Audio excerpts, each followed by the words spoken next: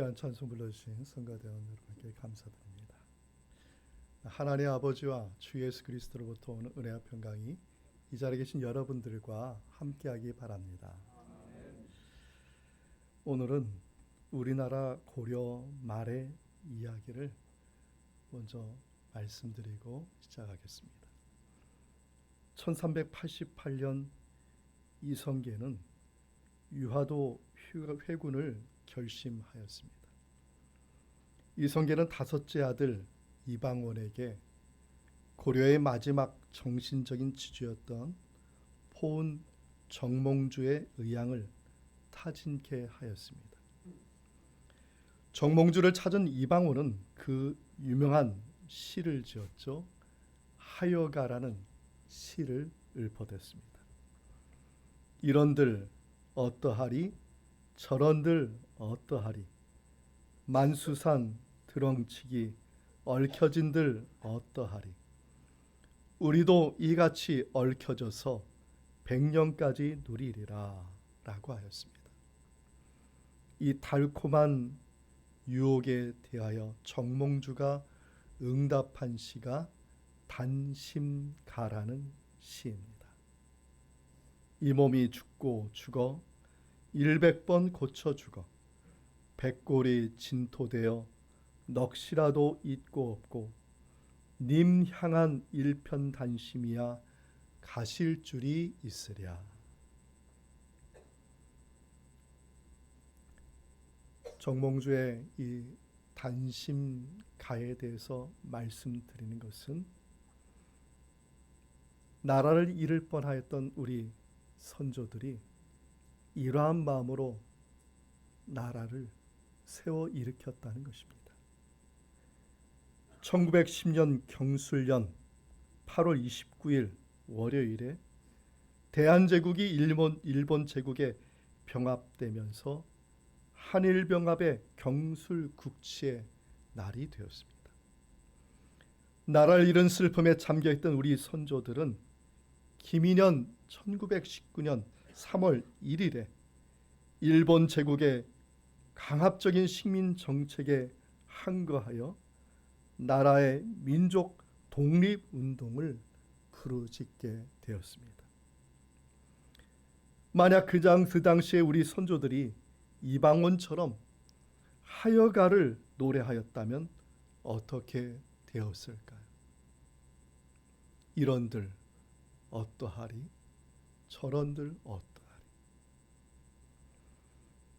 그러나 선조들은 나라와 가족과 후대들의 자손들을 위해서 정몽주가 목숨을 걸고 단심가를 부르듯이 태극기를 지켜 올려서 대한독립 만세를 부르짖었습니다. 비폭력 시민 운동이었습니다. 그러나 일제는 총칼을 앞서 방아쇠를 당겼던 것이죠. 선조들의 대한민국 대한독립 만세는 애민애족의 단심가였습니다. 3.1운동의 정신이 있었기에 오늘날 대한민국이 존재하게 되었음을 기억하고 우리들부터 감사하는 마음을 가져야 될 줄 믿습니다. 2000년 전에 이스라엘도 나라 없는 백성이었습니다. 많은 사람들이 이런들 어떠하리 저런들 어떠하리 로마의 앞제비가 되어서 많은 사람들이 나라를 망치고 있었습니다. 그 혼란이 정치 경제뿐만 아니라 종교까지도 침탈하고 말았습니다. 예루살렘은 한마디로 말하면 정치, 경제, 종교 모든 것이 혼돈의 상황에 있었습니다. 당시 예수님께서 예루살렘을 방문하여서 다시 한번 유대인들과 그리고 후대에 있는 우리 모든 신앙인들에게 참된 성전의 신앙의 의미가 무엇인지 새로운 소망의 단심가를 새겨 주셨습니다. 그 의미를 본문을 통해서 살펴보고자 합니다.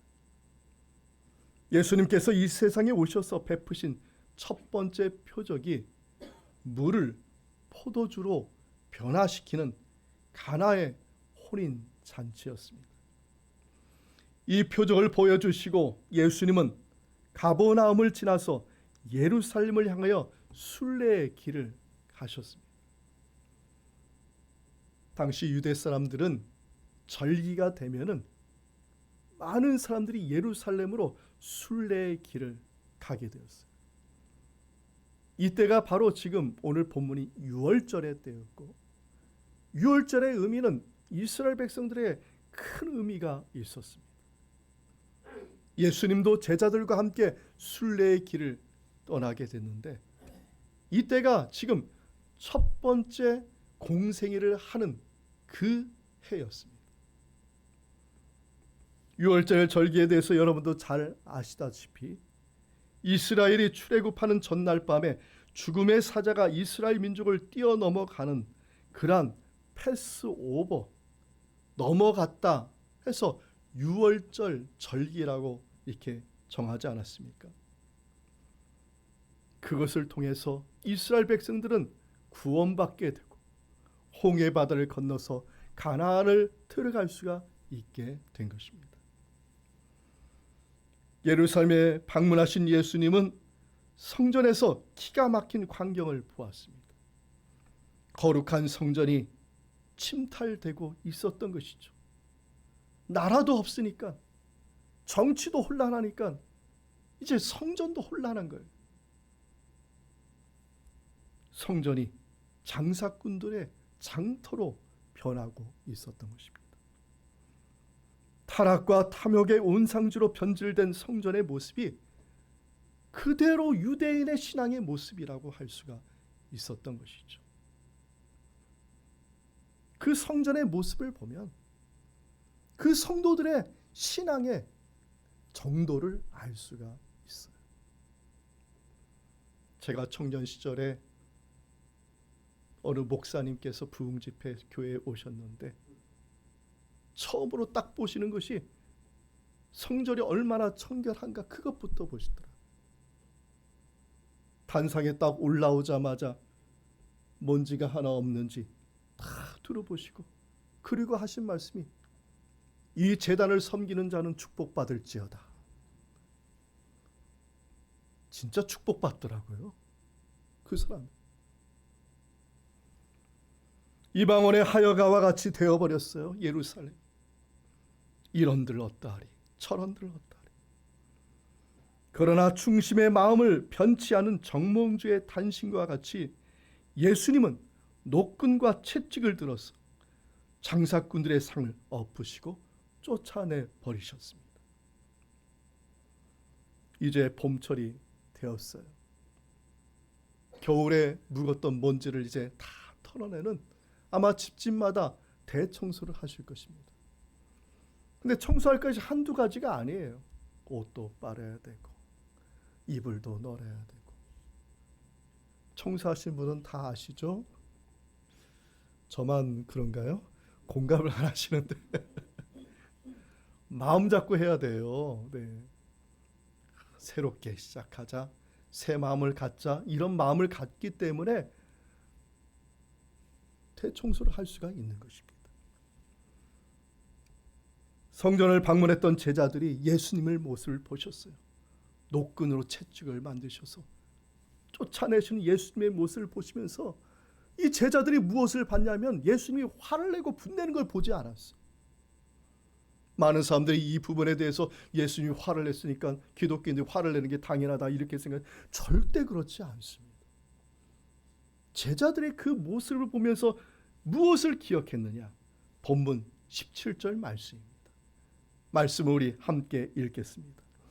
제자들이 성경 말씀에 주의 전을 사모하는 열심히 나를 삼키려 한 것을 기억하더라. 시편 69편 9절의 말씀. 제자들이 예수님의 노끈과 채찍을 때리시는 그 모습을 보면서 무엇을 봤냐면 예수님의 분노가 아니고 화가 아니었어요. 예수님의 뜨거운 열정, 예수님의 뜨거운 사랑을 보셨던 거예요. 성전을 향한 예수님의 뜨거운 열정과 사랑을 보고 그들이 나중에 기억한 거예요. 아, 이것이 십자가의 사랑이었구나. 예수님께서요, 여러분에게 화를 내고 분을 내시는 분이 아니십니다. 저와 여러분을 뜨겁게 사랑하시고 사랑하시는 분임을 믿으시기 바랍니다. 그 뜨거운 사랑의 열정이 어느 정도냐? 요한복음 13장 1절의 말씀을 함께 읽겠습니다. 유월절 전에 예수께서 자기가 세상을 떠나 아버지께로 돌아가실 때가 이른 줄 아시고 세상에 있는 자기 사랑을 사랑하시되 끝까지 사랑하시니라. 여러분을 향한 사랑, 어느 날 좋고 어느 날 나쁘고 이게 아니라 그 뜨거운 사랑, 끝까지 변치 않고 사랑하시는 분이 우리 주님이심을 믿으시기 바랍니다. 예수님은요, 십자가에 달리시면서까지도 사람들의 죄를 계산하지 않았어요. 3년 동안 얼마나 많은 사람들을 괴롭혔습니까? 네? 여러분, 어떤 사람의 말 한마디가 그 사람의 마음에 다 박혀가지고 참 못 박힌 것 같아요. 일주일 내내 괴롭혀. 일주일 내내. 아니야. 그렇지 않아. 생각하자. 근데 그게 그냥 박혀가지고 그렇게 괴롭혀. 예수님이 바리새인들에게 받은 그 모욕, 수치, 로마의 군병들에게 받은 그 수치, 이 못 박힌 정도가. 예수님은 십자가에 달리셔서 그거 하나 생각하지 않았어요. 먼지만한 죄까지도 생각하지 않았어요. 그냥 사랑하셨어요. 주님이 저와 여러분을 이렇게 사랑해 주셨기 때문에 저와 여러분이 지금 이 자리에 있는 은혜를 받고 있는 줄 믿습니다. 누가복음 15장에 보면은 특별한 계산법이 나옵니다. 양 한 마리를 잃어버렸는데요, 양 한 마리를 찾기 위해서 99마리를 뒤로 하고 그 한 마리를 찾아가는 미련한 목자의 이야기가 나와요. 여러분, 양 한 마리가 중요해요? 양 99마리가 중요합니까? 네, 뭐라고 지금 얘기할 수가 없죠. 네, 미련한 목자의 미련한 목자, 한마디로 얘기하면요, 여러분 세상에 와서 얘기하면 미련하다고 하죠. 동전 하나를 잃어버렸습니다. 찾고 찾았는데 못 찾았는데 또 마침내 찾았어요. 그런데 이 여인이 뭐 했냐면 동전 하나 찾았다고 해서 잔치를 배설합니다. 우리나라 동전 중에 좀 큰 동전이 뭐죠? 500원짜리잖아요. 여러분한테 물어볼게요. 500원짜리보다 더 큰 동전이 있나요? 네, 관심이 없으시고요. 500원짜리 찾았는데요, 몇백만 원짜리 지금 잔치를 하는 거예요. 500원짜리 하나 찾았다고 잔치를 하는 말도 안 되는 미련한 여인, 미련한 여인. 어떤 아버지는요, 자기의 재산을 절반 이상을 다 탕진하고 돌아왔는데 그 아들이 돌아왔다고 그 아들을 위해서 잔치를 하는 미련한 아버지의 계산법이 나와. 미련한 목자, 미련한 여인, 미련한 아버지가 누구를 말하는 겁니까? 하나님 아버지인 것이죠. 사랑만 노래하시는 분이에요. 사랑만. 저와 여러분의 아버지이신 하나님은 지금 우리의 죄를 계산하지 아니하시고 그냥 돌아왔다는 이거 하나 때문에 사랑하고 계시는 줄 믿으시기 바랍니다. 그냥 패스 오버. 6월절의 의미대로 다 그냥 넘어가는. 이러한 사랑을 받은 사람들이 누구예요? 세계 역사에서 한 민족밖에 없어. 유대 민족이다. 유대 민족이 그렇게 큰 사랑을 받았음에도 불구하고 하나님께로 돌아왔습니까? 알았습니까? 네, 또 뭐라고 말하기 또 그렇죠. 네, 왔다리 갔다리. 네. 왔다리 갔다리 하다가 갔다리가 됐죠. 네. 오질 않았어요. 또 거부했어요. 하나님은 계속해서 돌아오라 했어요. 그러면서 약속의 말씀을 하셨습니다. 예레미야 3장 22절의 말씀입니다. 우리 함께 읽겠습니다. 배역한 자식들아 돌아오라. 내가 너희의 배역함을 고치리라 하시니라. 돌아오라는 거예요. 돌아오면 뭐 하신다고요? 고쳐주신다는 거예요. 이게 바로 신앙의 원리인 거예요. 내가 고치고 하나님께 돌아간다는 사람이 있어요. 내가 먼저 바르게 살고 하나님께 돌아가야지. 내가 이 정도 살고 나가 내가 하나님께 돌아가야지. 내가 하나님께 무슨 말할 자격이 있지. 그런데 그렇게 따지고 보면 하나님께로 돌아갈 수 있을까요? 없을까요? 돌아가지 못하죠. 예레미야서 말씀하셨어요. 먼저 돌아오라. 그러면 뭐 한다고요? 고쳐주신다. 이 시간 하나님께 병든 여러분의 몸과 마음과 마음에 걸리낌 있는 죄를 다 뒤로 하고 먼저 하나님께 돌아가시기를 주님의 이름으로 축원드립니다. 그 다음에 하나님이 하시는 거예요. 하나님께서 고쳐주시는 것이고 하나님께서 치료하여 주시는 것이고 하나님께서 회복하여 주시는 것입니다. 우리 옆 사람에게 이렇게 얘기해 볼까요?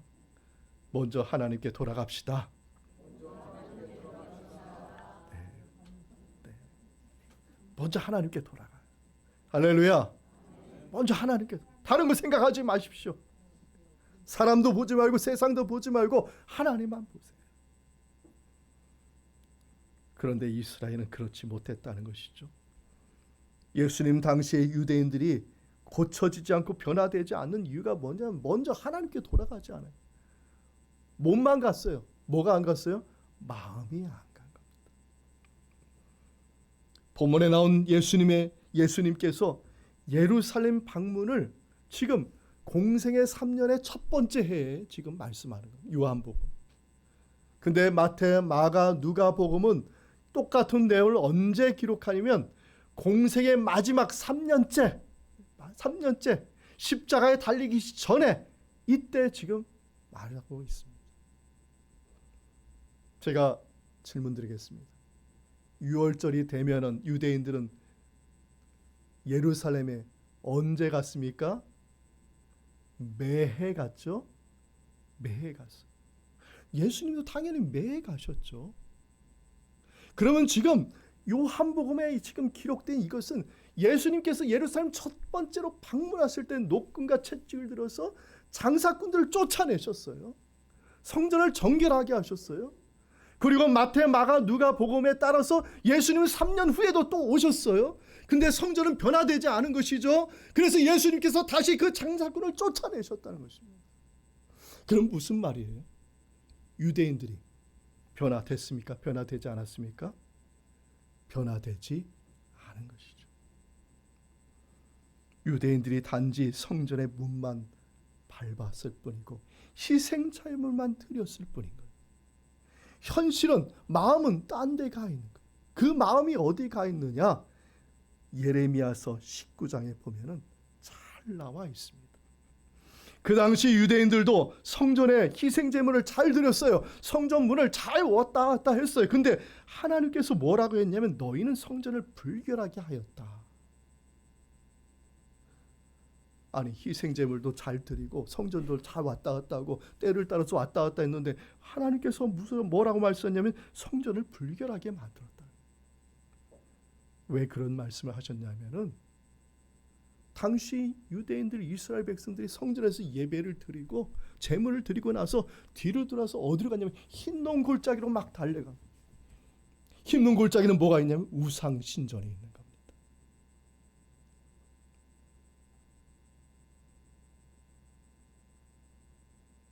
우상 신전으로 우상 신전에 달려가서 거기에서 뭘 한 줄 아십니까? 자기 자식을 우상의 제물로 드려. 그 당시 우상의 제물로 드린 것은 자식을 죽이는 거예요. 하나님께는 희생제물 드린다고 했다가 곧바로 끝나자마자 달려가서 흰농 골짜기에서 우상 숭배한다고 자식을 드려. 유대인들의 마음이 지금 어디에 있습니까? 하나님의 성전에 있습니까? 우상의 신전에 있습니까? 당연히 우상의 신전에 있다는 것이죠. 그래서 너희는 성전을 불결하게 하였다고 하나님께서 말씀하셨습니다. 우상 앞에 자기 자식을 드리면서 뭘 한 줄 아세요? 표적을 구한 거예요. 기적을 구한 거예요. 어디 한번 보자. 우상 보자. 너희가 나에게 뭘 해주는지 표적과 기적을 구했던 것입니다. 지금 예수님께 똑같이 얘기하고 있잖아요. 예수님께 표적을 보여달라. 기적을 보여달라. 유대인들은 47년 동안 짓고 있는 성전을 자랑했습니다. 얼마나 어마한지 한번 보시라고. 성전이 기적이고 성전이 우리의 표적이라는 것입니다. 마음속에는 흰농 골짜기로 달려가고 있으면서 거기 흰농 골짜기에서 우상에는 자기 자식까지도 드릴 생각을 하고 있으면서 마치 거룩한 사람처럼 성전에서 제물을 드린다고 하는 것입니다. 예수님은 표적을 구하는 유대인들에게 대답한 말씀이어서 아주 유명한 말씀입니다. 본문 19절의 말씀을 보겠습니다. 예수께서 대답하여 이르시되 너희가 이 성전을 헐라 내가 사흘 동안에 일으키리라. 성전을 헐고 성전을 일으키신 분이 누구냐는 것이죠. 예수님이 누구시냐는 거예요. 예수님이 부활의 표적을 보이시겠다는 겁니다. 예수님이 누구냐는 거예요. 여러분, 예수님이 여러분에게 어떤 분이십니까? 혹시 지금 이 순간 예수님께 예배한다고 보면서 말하면서 지금 세상에 달려가서 무언가 더 의지할 생각하고 있지는 않습니까? 여러분 마음이 답답하십니까? 여러분 육신이 지금 힘든 어려움에 있습니까? 여러분의 환경에 어려움이 있습니까? 세상에 나가서 구하지 마시고 이 시간 예수님의 이름으로 기도하면 주님께서 역사하시고 고쳐주실 줄 믿습니다. 우리가 주님만을 바라보는 거 아니겠습니까? 예수님은 인간의 모든 죄를 지고 돌아가시고 사망의 권세를 무너뜨리시고 사흘 만에 부활하시고 오늘도 살아계시고 내일도 살아계시고 영원히 살아서 역사하시는 분인 줄 믿으시기를 주님의 이름으로 축원드립니다. 이 예수님이 누구십니까? 오늘 본문에 말하는 거예요. 성전의 토대이고 성전의 본질이고 성전의 머리이고 성전의 목적이라는 거예요.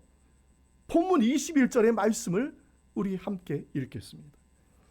예수는 성전된 자기 육체를 가리켜 말씀하신 것이라.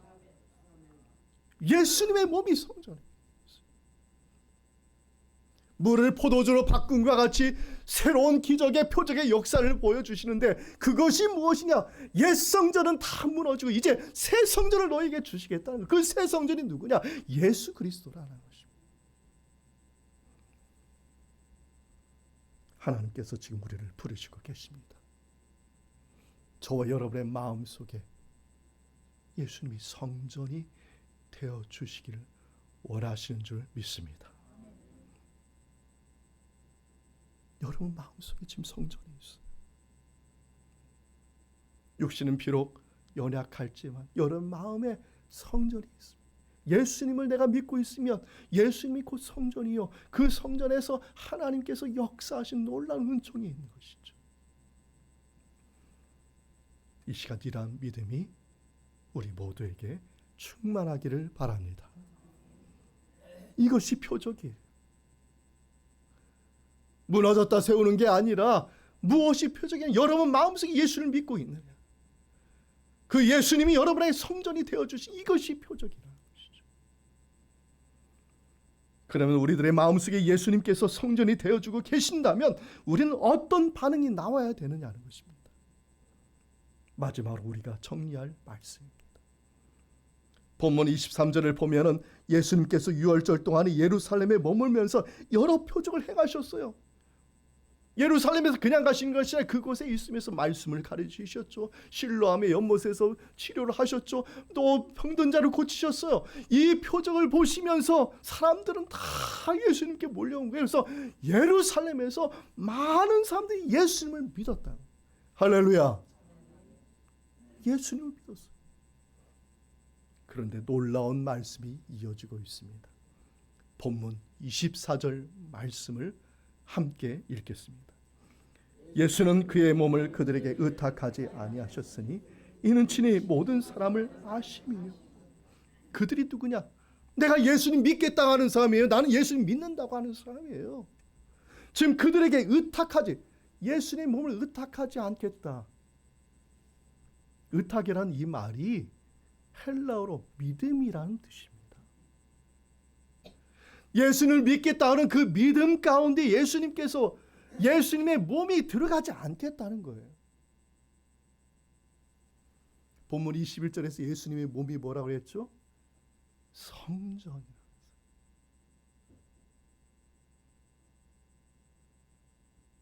내 믿음 가운데 주님이 들어오셔야 돼. 여러분의 믿음 가운데 예수님이 들어가실 줄 믿습니다. 예수님이 들어가야 거기에 성전이 되는 거예요.